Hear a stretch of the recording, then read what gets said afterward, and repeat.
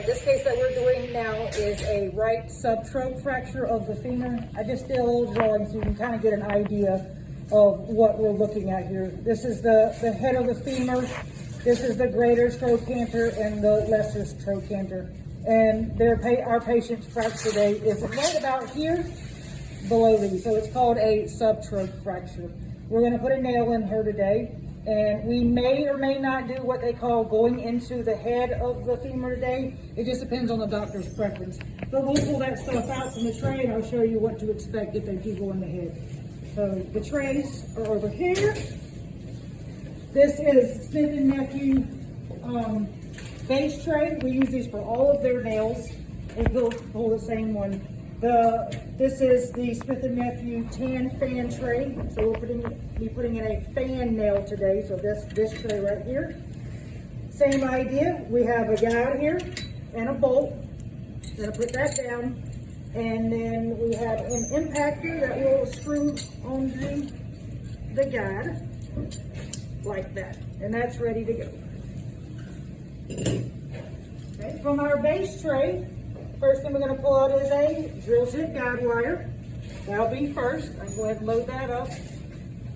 They will pop the cortex with the drill tip guide wire, and then after that, they will take the large opening reamer, which is this guy.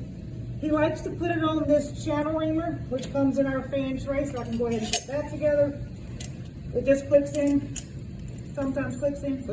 All right, and I'm going to put that on a reamer head. I got to check that, make sure you don't want it falling.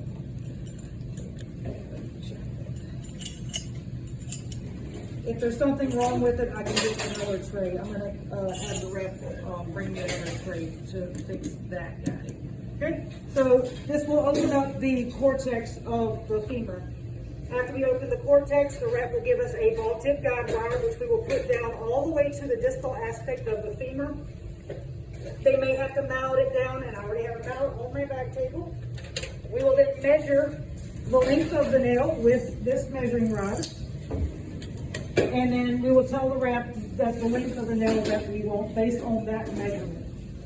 We will then ream the canal of the femur with this reamer. There's an extension in here if you need one. And the reamer heads are here. Do not trust that they are in order because they're not ever in order. And you can pull them out and turn them and see what size that they're supposed to be. We typically ream 1.5 sizes over the nail size that we're going to put in. I expect that we'll put in a 10 nail today, so we'll typically ream to 11.5 on the reamers up there. Once we ream up to 11.5, the rep will open us the size nail that we want, 10 by 400, whatever the size is. I will take the nail on the back table. We have a ball hex that we use to attach the nail to the guide here. So I'll get the nail on the back table. I will hold it. It can only go one way. There's 3 circles here. That lines up with the 3 circles on the nail. So you can only put it on one way. You can't mess it up.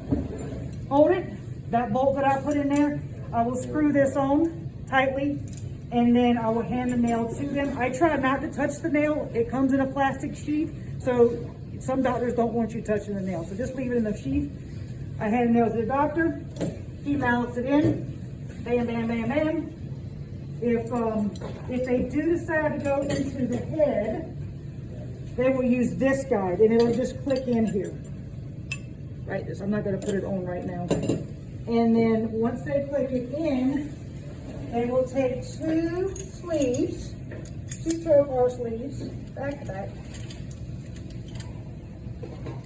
2 sets come in here, so be careful not to drop them. You'll need both. Some doctors use these sleeves. Our doctors don't like them, so I don't pull them out. I pull out the other sleeves. And this will go percutaneous. They'll both go in at the same time. I'm not going to force it in here. They'll make a small incision in the skin, and then they will use a drill. This is what the ends look like on this drill. And I need this comes in the base tray, and you can just pull this collar back and it'll lock into place. And then you can put this on a drill head, which is this one right here. Make sure it says blue because you want blue to be power. We'll put two of these in, and then he will, I don't have the large power for this. The rep will open it sterilely. This is where it lives at. We'll pull these two drill bits out, and then we'll use the big power, and we'll pull these silver guys out too. And then I have to give us 2 screws based on the calibration of these drills. And I have 2 long screwdrivers, and they're captured. So we'll put the screw on sterilely here, and then I'll tighten it down, and then I'll put these on a reamer head. And then I have another one that we can use captured right there. After we get those 2 screws in approximately, then we'll take the whole guide off, and he'll do perfect circles distally with a short screwdriver. Drill bit, depth gauge, and then I have a short screwdriver. If for some reason they do not want to or need to go into the head of the femur, then we will just use this guide, and they'll use this right here with one of these stroke bars, and they'll put 1 screw in approximately instead of 2. And that's your fan nail for Smith & Nephew.